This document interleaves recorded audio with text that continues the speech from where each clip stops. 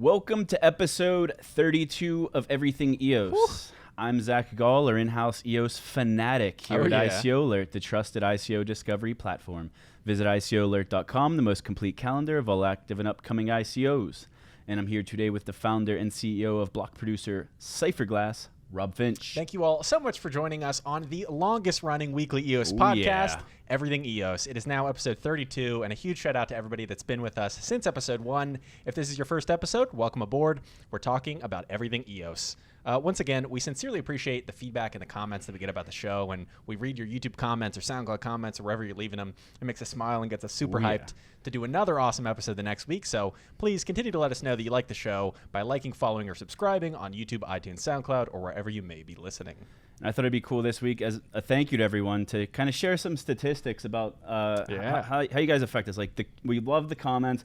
We love to know you guys are watching, but I just wanted to share some statistics from the month of October. Nice. Because it was kind of the first time I actually dove in and looked at how long people are spending watching what we have to say about the EOS community and what's going on with Block 1 and everything like that. Right. So in the month of October, we had a total of between iTunes, SoundCloud, Google Podcasts, YouTube, everywhere we syndicate, we had a total of 507,400 minutes of watch or listen time. That's crazy. That is equivalent to 8,456 hours watched That's of so our cool. faces or voices. How Wow. crazy is that? That's 352 full days. Wow. And that was just in 1 month? 1 month, 4 wow, episodes. so you guys are watching a year of content in 1 month. That's pretty amazing. So we talk about, like everyone talks about making their crypto gains, right? Yeah. So we got like at least 10 to 100x on our time per episode. So I love it. That's for awesome. every episode, I probably spend a couple hours preparing and post-production. But every episode, we get 88 complete days of watch or listen time from the EOS community. That's wild. A huge shout out to everybody that's making that possible. Everybody. Absolutely. This is awesome. And if you're one of the many that are sharing this on your social media, on Twitter and Telegram, thank you so much. We couldn't have done it without you. And as a second reminder, subscribe. Smash the like button because we want to have a full year of watch time in the month of November. Yeah, let's do it. Now, before we get started, I do need to mention that this is not a sponsored podcast, but I do need to disclose that Zack Gall and I do hold EOS tokens. We're going to be talking about some other stuff today, and also disclose that I do hold BNT tokens, I hold DICE tokens, I hold SEED tokens, and IQ for good measure. I don't know if I hold all those. I probably do, but not nearly as much. I hold some dust. But yeah, I probably own some of those too. I could disclose in the description if that's what we're going to start doing. There we go. So there's our disclosure. We've been doing that anytime we talk about it. But beyond that, please remember that as we're expressing our opinion about EOS and about all these different projects, please do not interpret our opinions as legal, financial, tax, professional, or any other kind of advice. We're just talking about our opinion, and you should always do your own due diligence before you make any financial decisions. And on today's episode, we're going to once again be discussing hackathon updates for the last time. Next time will be a summary of what happened. Oh yeah, I'm excited for that. Oh yeah. The launch of BancorX, Wax, some recent FUD, and a live gift opening from SVK Crypto. We got it right here. Oh, you got to flip it around, Rob.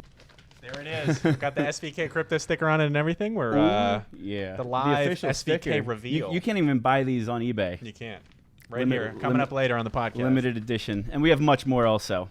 After the transition, let's go.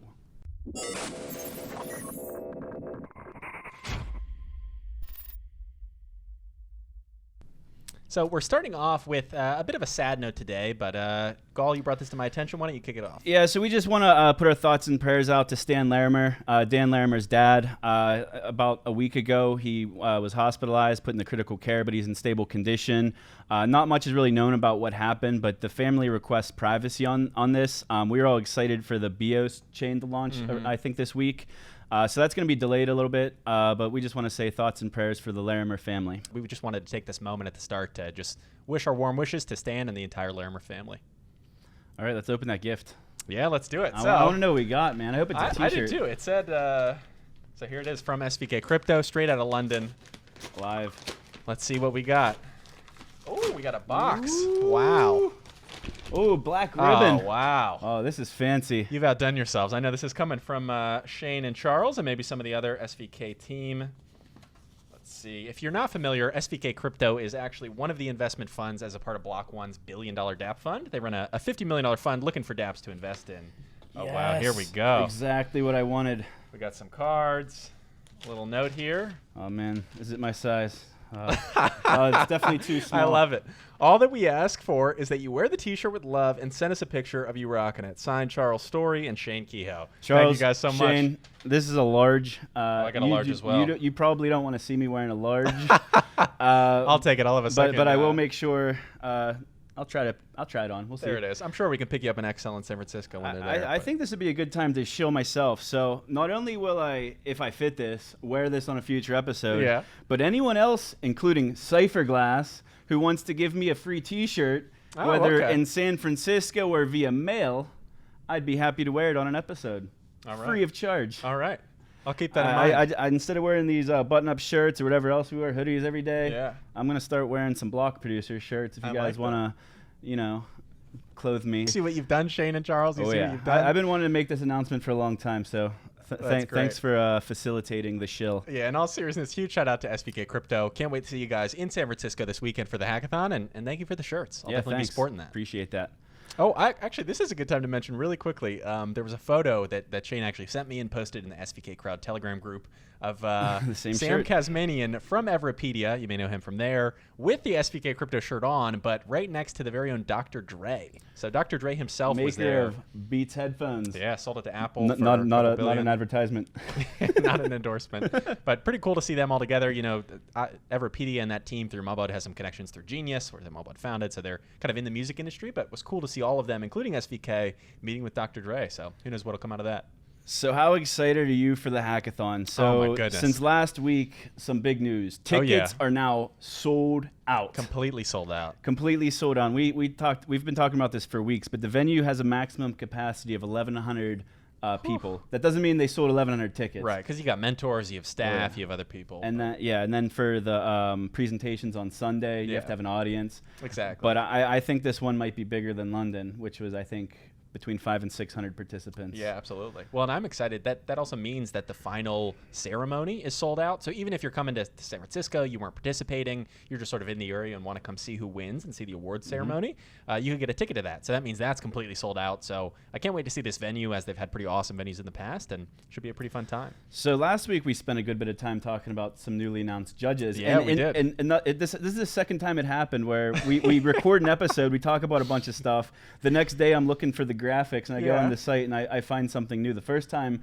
I found out that a venue was selected for the hackathon, because at the time there was no venue. We talked for 10 minutes about like how as there wasn't soon a as venue. they put it up. That was pretty crazy. And then this time we talked about the judges, and I noticed Mike Novogratz added to the judges. Galaxy Digital, great guy. Can't wait to meet him in San Francisco. $325 million EOS VC fund. So how big is that for hackers and participants in this contest? Oh, that's huge. I mean, one of the core parts of the hackathon is to allow the winners to then pitch a panel of people who are part of the EOS VC ecosystem. So I'm sure Novogratz, if you're out there and you win the hackathon, you're going to be pitching to him. So it's basically like you're making it to the grand finale without even qualifying, because you're getting in front of Novogratz. Now, want to talk about the other one? Yeah. There's one other big one, and then two that I haven't done as much research on. Yes, that's pretty interesting. Mike Lempress, who I would never expect to actually be in the hackathon judges table, but the chief policy officer at Coinbase, formerly I believe the chief legal officer at Coinbase, one of the people who was instrumental in sort of writing that framework for which tokens get listed, which tokens don't on Coinbase, is actually going to be a judge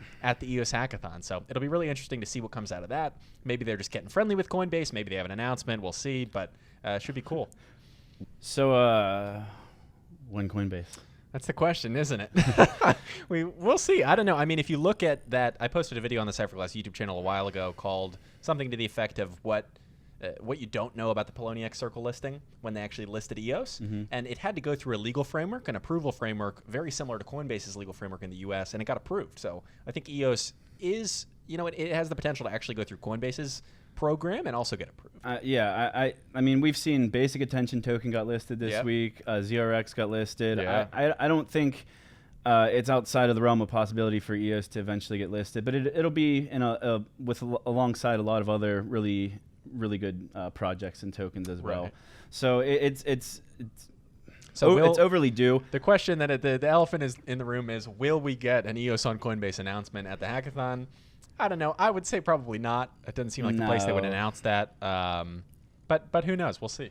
So you made an interesting point about the legal framework. Last November, December, Coinbase published their framework of acceptable tokens that they'd be willing to list. And at that time, we talked about it. We said EOS should meet all of these qualifications, but it was way long time ago. Right. But since then, Lee Schneider. So one of the Block One hires back in May, he was hired as global general counsel. He actually co-authored a security law framework for blockchain tokens, which was developed by Coinbase. Wow. So that's the tie-in. I feel like we've talked about that once before. Yeah. That's so interesting. So I mean, there's some Coinbase connections, but it's just an exchange listing. Like we're trying to prove utility of the token. Absolutely. Like an exchange is a short-term thing.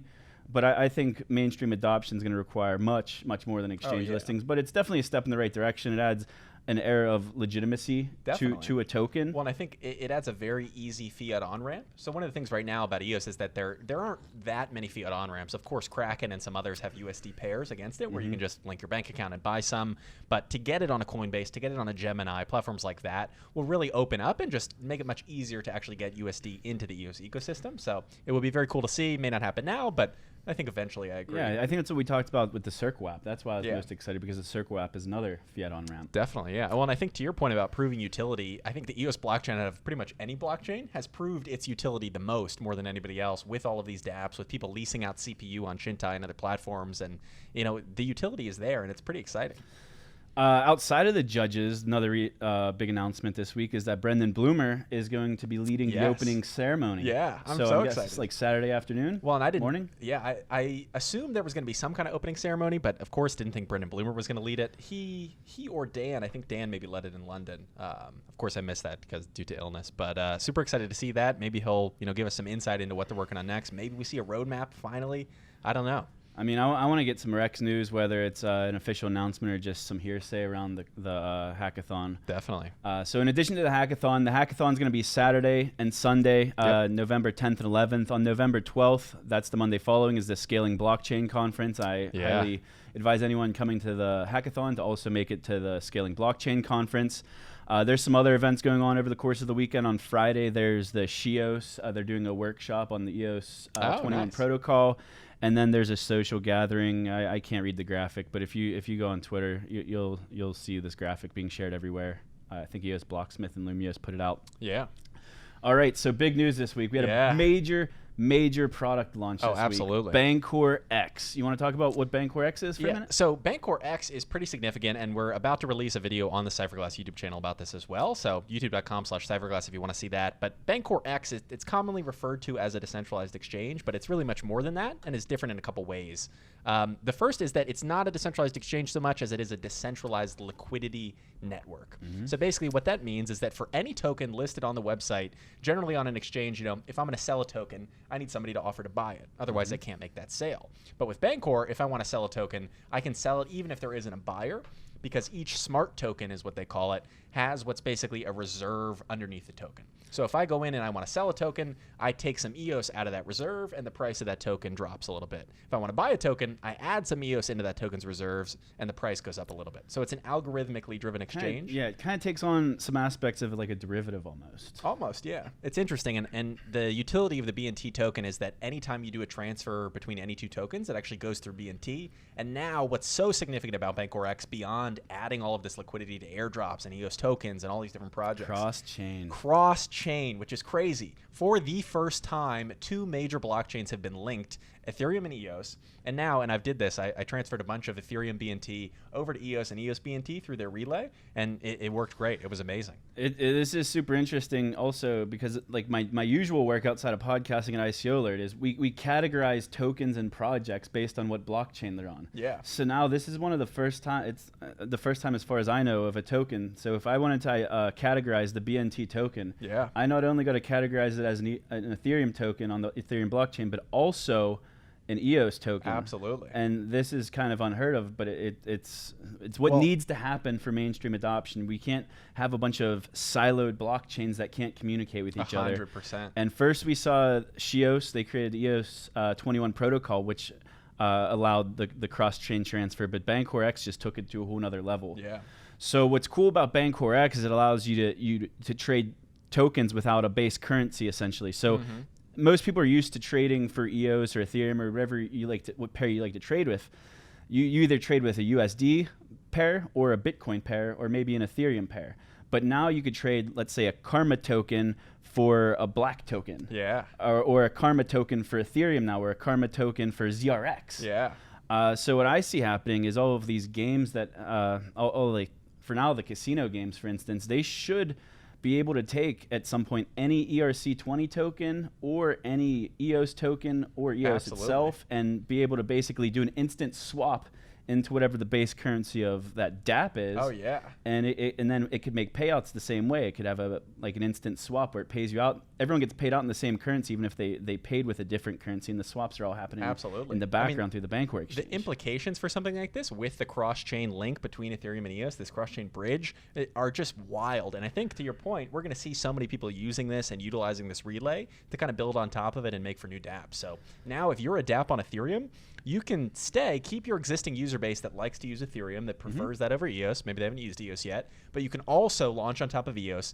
take advantage of the network effects there, take advantage of the massively growing community on EOS, and just run both. And then if it turns out that all your users migrate over to the EOS version, that's fine. If they want to use the ETH version, that's fine too. But at least you can have both, and you'll end up having a broader reach for your dApp, and in the end, you'll have more users, more volume, all the stuff you need to make your dApp successful. I think it's great for both EOS and Ethereum. Absolutely. So we're sometimes a little harsh on Ethereum. Right, yeah. That's because, and to address that really quickly, I think Ethereum, while they've added major contributions to the blockchain space, just as has Bitcoin and all of these other projects, but Ethereum still is a benchmark. I mean, if you look at Ethereum as the top smart contracting platform by market cap, they're a benchmark. So when you pass them in things like daily active users, when you pass them in things like dApp volume and eventually trading volume, that's a serious benchmark, and it's something that should be celebrated, and it can be celebrated without putting the other team down and making them feel bad. So just wanted to touch on that. And it allows an Ethereum dApp to technically be scalable in the short term. So you could use your ERC20 tokens, you could hold them in your Ethereum wallet, but if you want to use the dApp, it could be integrated with the Bancor relay, and basically be using EOS token, like on the back end, all kinds of EOS transactions. But then whenever you get paid back your tokens, you're actually getting paid back in your ERC20 token. Yeah, if that's what they choose. If that's what they choose to do. Yeah. So that's really cool. That's really, really big news. So that's one Ethereum project that's kind of hybrid moving over to EOS. And then there was another big Ethereum project that recently launched their EOS-based project, and that's the Wax. Oh, yeah, blockchain. That's right. You want to talk about Wax for a minute? The new transaction champ? So Wax right now is a fork of EOS, which means it's completely separate from the EOS mainnet and isn't linked right now. However, in the future, I do expect Wax to eventually link as a sidechain to the EOS blockchain, just with their own token and own token economics and everything.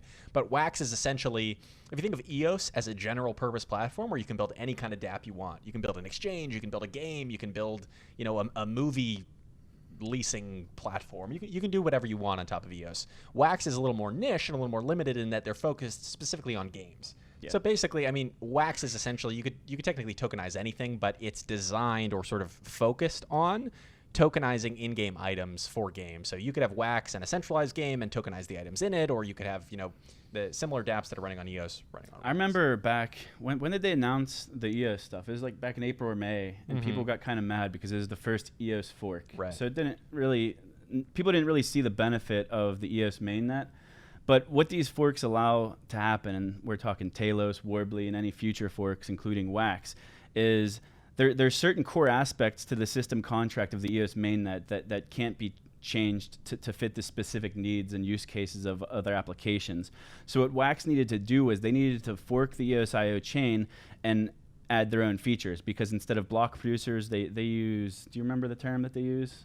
I don't know. When I wasn't, to be honest, completely convinced by their article saying that it seemed to me that the things that they wanted added onto EOS could have been built through smart contracts on top of the EOS mainnet. But I do understand from the perspective of them continuing their current token economics, they have all these token holders on Ethereum with their own token. So if they were to just build on the EOS mainnet, the Wax token would have a lot less utility. So they are almost forced to have their own sidechain, right now a fork, where that token is then the resource token, it's the core utility token, versus using EOS as their core utility. And for those who aren't aware of the people behind Wax, Wax stands for World Asset Exchange, like Rob said. It has to do with in-game trading of items or any virtual items, essentially.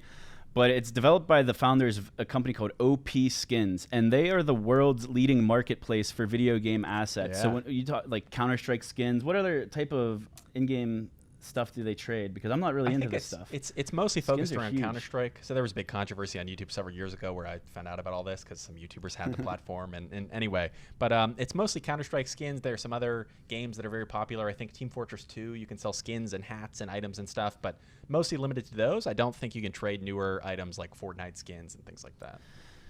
I think skins. Yeah, but So anyway, I mean, it's a real marketplace. If you look, for example, at the amount of money that Fortnite brings in every month, Oh it's my like several God. $100 million on one-time use insane. skins. So Oh, the yeah. cool thing about skins compared to like an in-game item is like you're familiar with World of Warcraft. Like there's different items that make your character better, stronger, and harder to kill. But skins are just to personalize your character. yeah, they they're don't give you purely any advantage at Yeah, all. So it's people not like a play to win. It's just a purely cosmetic change that makes your character look cooler or whatever. So it's like buying clothes or makeup for your character, Right, essentially. Exactly. Well, and if you think about in the future, right now people spend this much money on skins when you're just playing on your computer, you have a screen, you don't have a ton of personal identity associated with that virtual character. But in the future, when we're all in VR and high fidelity and have our headsets on, there's going to be a lot more weight put on what skin you have and what customizations you have on your character that are linked more to your personal identity. So I expect in the long term that skins and this type of virtual customization will be in very high demand. I'm actually looking at Blocktivity right now. EOS is neck and neck with Wax right now to surpass it for the most daily transaction volume. But I'm happy with any of them winning. Right now, as we speak, Wax is number 1 on daily activity, followed by EOS, BitShares, and Steam. All built on top of the graphene technology that Stan and Dan Larimer invented back in, 2013, 14? It's been a while, yeah. It's been a while. So we're really happy about that. And just to go back to April or May, whenever we talked about this the first time, but a quote from the Wax team whenever they announced their fork, they said their engineering team performed a detailed evaluation of 6 chains, and mind you, they're already on Ethereum, so we could assume Ethereum is one of them: Arc, EOS, Lisk, Tendermint, NEM, and Neo. So they compared all of these different chains, all the different abilities of the chains to meet their specific needs, and they still chose EOS. Yeah. So that's a huge stamp of approval from a absolutely. team who was familiar with Ethereum and all of these other chains that they looked into, and they still chose EOS for a variety of different reasons. Absolutely. And that And kind honestly, of can lead us into the next topic. Definitely. And I think to touch on what one of those things might be, honestly, lack of transaction fees. If you look at all of these other platforms that they compared it against, NEM, Tendermint, Lisk, EOS, Arc, or not EOS, of course, Neo and Arc, they all have transaction fees. So if you want to trade a 10-cent digital item, are you going to pay a 60-cent transaction fee just to process it? No, you're going to use EOS, and it's going to be totally free. Very true. So everyone at this point probably knows about the Whiteblock research that came out. You want to kind of explain what it was? Yeah, so there was this big article that came out sort of coincidentally, or I guess suspiciously, across several different crypto news outlets at the same time, basically claiming that EOS is not a blockchain, that it's just glorified cloud server hosting, glorified Amazon Web Services, which ultimately after people read it, I read it, a bunch of people went through it. Really prominent members of the EOS community and even the general crypto community came out and sort of disputed it and dismissed it. But it basically boiled down to what the definition of a blockchain was. And they defined a blockchain in very narrow terms that only qualified basically proof-of-work blockchains like Bitcoin and Ethereum. So based on the consensus mechanism, the mechanism through which people reach consensus and agree on which transactions are valid, based on that consensus mechanism, they were saying it has to be this exact mechanism in order for it to be a blockchain. Just because EOS uses a more efficient, more robust, more Byzantine fault-tolerant consensus mechanism doesn't mean that it's suddenly not a blockchain. So totally preposterous article, but it's interesting. You found out a little bit about who's behind it. Yeah, so it's a well-known fact that Consensys or some sort of Ethereum foundation was behind it, but just so everyone can better understand who Consensys is, and then I guess the proof is in the pudding, I'll throw up some graphics right now. Yeah. So the article was written by 4 authors, and it was published under a company called Whiteblock, which is a blockchain like research and metricing company. Right. But anytime you write like academic research or any type of research, the order that you print the authors' names in are the order of their contributions. Oh, interesting. And the first 2 contributors to this research is Brent Zhu, who I'll pull up his background on the screen now. He's a Consensys employee. and Dhruv Luthra, who's also a Consensys employee, followed by 2 Whiteblock employees, Zack Gall and Nate Blakely. So I'm not going to try to argue the technicalities of the research, because I do think that they did do these tests, but they wrote the tests. Yeah. And they set the parameters of what a blockchain is, and they didn't factor in the community. The community is EOS, essentially. Like the technology itself without the community behind it is a completely different animal than in a lab setting. But I just didn't understand why, if the 2 lead researchers and the 2 main primary authors of the research, if they were from Consensys, why didn't this research come out under the Consensys name? Probably to try to get away from the fact that it is funded by Consensys. And the reason is because most people didn't actually download the PDF and read the actual research. They read all of the headlines that said EOS is not a blockchain. Yeah, study proves EOS is not a blockchain. And just ridiculous.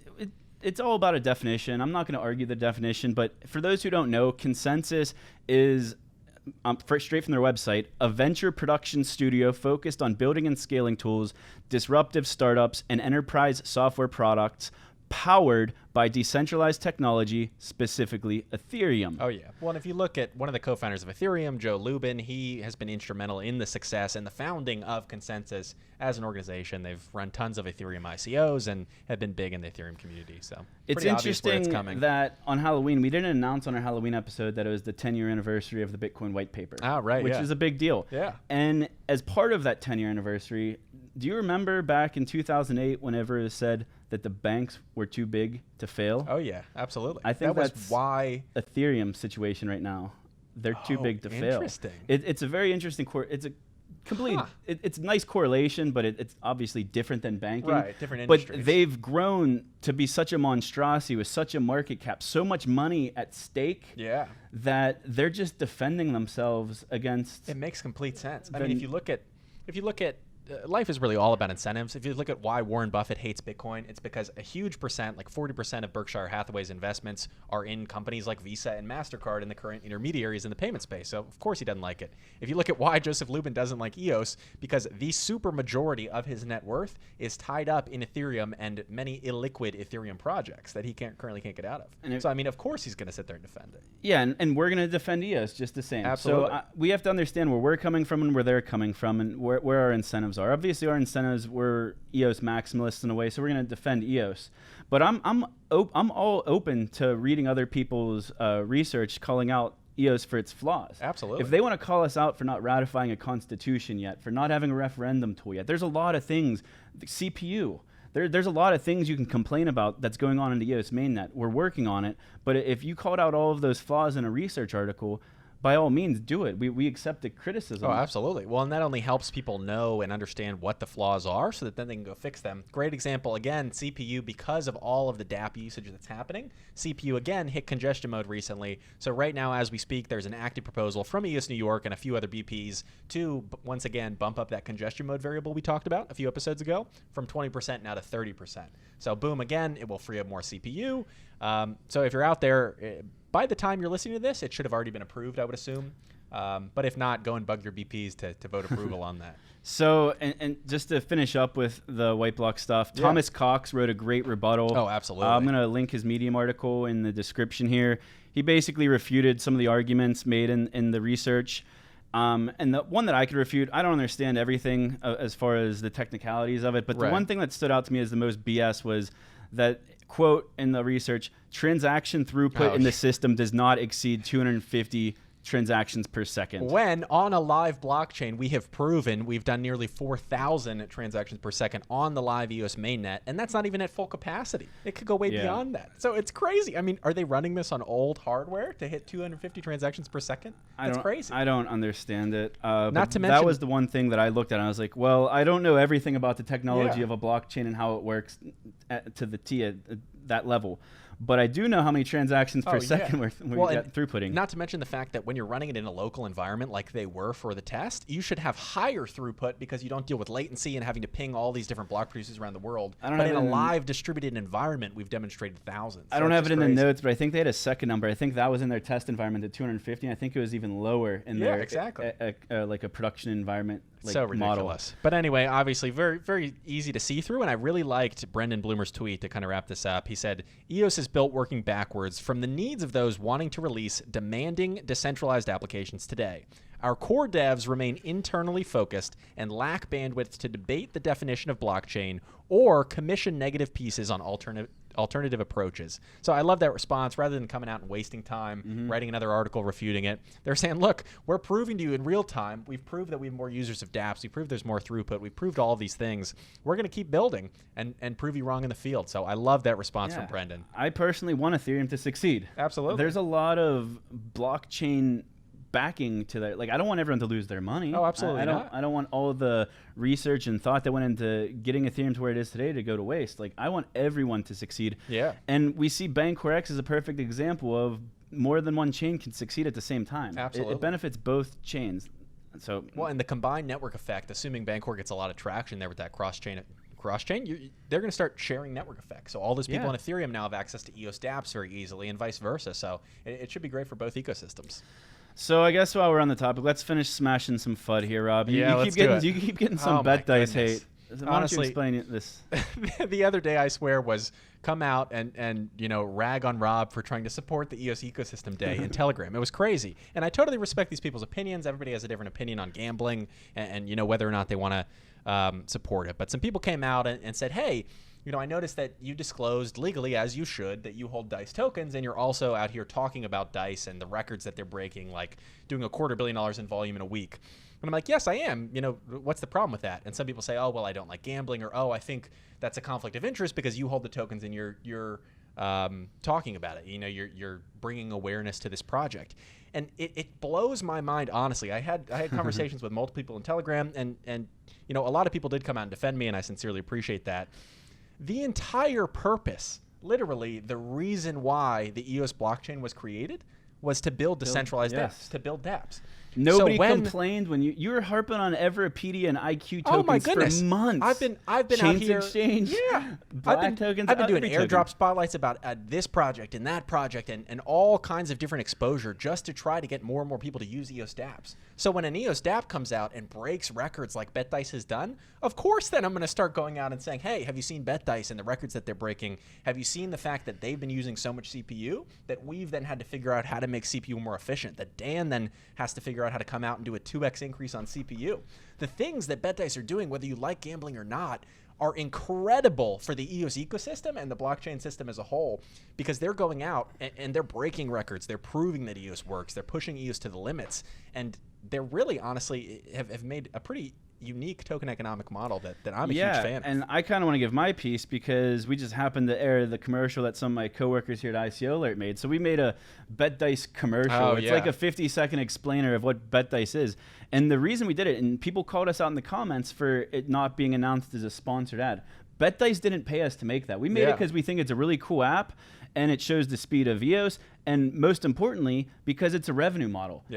All of these dApps, especially the gaming or gambling ones, they have great referral programs. Pixel Masters was the same way, and I wouldn't consider that gambling. So basically, my time's not free. I'm an employee at ICO Alert. This podcast is one part of my job. Nothing really funds this podcast. So as an additional revenue stream, we figured we could use these referral codes to help kind of fund some of this podcasting, because we get asked all the time to do more episodes. The reason we can't do more episodes is because I don't have more time. I don't have more time because time is money. Right. And like, this isn't anything new. If you've ever heard of CPU Emergency, you want to explain what they do real quick? Yeah, CPU Emergency is a great little company, CPUemergency.com. If you're in need of CPU, when we hit those congestion limits, you can go there, type in your account name, and you get free CPU delegated to you. So the reason I brought up CPU Emergency was because they don't really have, as far as I know, a profit model in their business. They give away CPU for free. They lend it out. Yeah. Since they started partnering with these DICE games, they are getting funded thousands and thousands of dollars based on their referral bonuses for people using their referral links to play these games. Oh, it's amazing. Nobody's calling out CPU Emergency for being terrible people. Yeah, exactly. Well, and they're helping the ecosystem. To your point, nobody got upset when I came out and said, hey, Everpedia is awesome and published dozens and dozens of new articles on Everpedia. Nobody got upset when I said, hey, Chaince is bringing real airdrop liquidity to people who need to offload or want to buy a big amount of these airdrops. Nobody got upset about that. I understand if you don't like gambling. Never once have I endorsed gambling or said, hey, go out and play this thing. Just talking about a project that I think is super exciting. Thing I will bring up is that was the best dApp commercial ever made. Shout out to content guys, Ryan Dennis and Evan Schindler here at ICO Alert for putting that together. Yeah, and Joe Argiro was the star of the that was show. A great commercial. And you know what? We're at the end of the day, we're a data repository company. We work with, we have a data API that we work with like university researchers on to research blockchain businesses, but we're also a marketing company. And you know what? That wasn't a sponsored commercial. We did it on our own time. But BetDice, just as a matter of disclosure, they are probably going to run some marketing through our email campaigns or a banner on our website. So it turned into business. We are a for-profit business. Yeah. And we never really hide that. And we did the commercial on our own. It was a kick-ass commercial. Yeah, it was awesome. And we'll probably do more. And we're going to do them. I hope there's one for Lottery and Baccarat. Honestly. And not necessarily for Dice. We'll start doing them for other games. Yeah, and we're not going to ask permission to do them because they have the permissions built in with the referral programs. Yeah. It's not uncommon for in a YouTube description to see donation addresses to support a show you like. And it's not uncommon to see referral links as long as you're disclosing that it's a referral link. If you want to support the show and you haven't signed up to an app yet, why not use a referral link? Like, it's no big deal. It doesn't cost the end user anything, and it only 100%. benefits the person who told you about it. So to kind of sum it up, if you're upset with me for, coming out here and talking about BetDice and the records they're breaking, if you don't like gambling, that's fine. I totally understand. I don't personally endorse or recommend anybody gamble either, and I've said that before. But beyond that, if you're upset with me just because I'm going out and supporting these dApps and bringing more attention to these dApps, I'm sorry. There's nothing I'm going to change to stop supporting these dApps. The entire purpose of EOS, the reason it was invented, the reason why I get up so excited out of bed every day to work on EOS and help the EOS ecosystem flourish is because of dApps. Yeah. That's why we're here, is to build dApps. And I'm not going to stop helping these dApps flourish. I'm not going to stop bringing attention to dApps that are breaking records and making blockchain history. I'm just not. I'm not going to stop doing it. And I appreciate the feedback, and I appreciate everybody that came out in my Telegram DMs and even in the public and said, hey, Rob, keep doing what you're doing. We love what you do for the ecosystem, because it's going to keep happening. And it's a well-known fact that the two leading industries in any emerging technology is gambling and pornography. Absolutely. It happened with VHS and from beta tapes to VHS, and from VHS to DVDs to virtual reality. Yeah, absolutely. They're always leading the pack. And yeah. This is just the normal market cycle, and gambling dApps just happen to be the most used ones currently. Absolutely. And there's plenty of non-gambling dApps we're going to talk about and do talk about. Yeah. And somebody tweeted me and said, hey, I wish it wasn't all gambling dApps. There are some other cool games you can play now. And they said, do you think it will be gambling dApps forever? Absolutely not. No. This is how it starts. This is how it gains traction. We're going to see some pretty amazing things that aren't even games, things that are apps we couldn't even conceive of in the past because we didn't have a platform like EOS to build on, that are going to come out and are frankly going to change the world. If gambling dApps continue to be the most played and biggest dApps on EOS, then EOS is a failure. Oh, absolutely. If that was all it was, absolutely. If we can't strive and over the next couple months to years surpass that, so that a gambling dApp might not even be in the top 10 or 20, that's what success is going to look like. Absolutely. Like if we just look at gambling, like that's a failure if that's all we have. Definitely. And I don't think that will be all we have. No. I'm more confident now than ever in the EOS blockchain because of what these gambling dApps have proven it can do, and proven, we can increase limits, we can make CPU more efficient. Then when multi-threading comes out, we'll have so many more possibilities. So just so cool to see these dApps breaking records on EOS, and we're going to keep supporting apps. So, all right, so that's enough for the FUDsters. This is the most we will ever address FUDsters. Absolutely. Probably. But I just didn't want to ignore it because of the commercial coming out at the same time. Everyone knows Rob owns Dice tokens. I own some Dust just from playing like 10 years worth on there. Yeah, that's awesome. So I do own some Dust.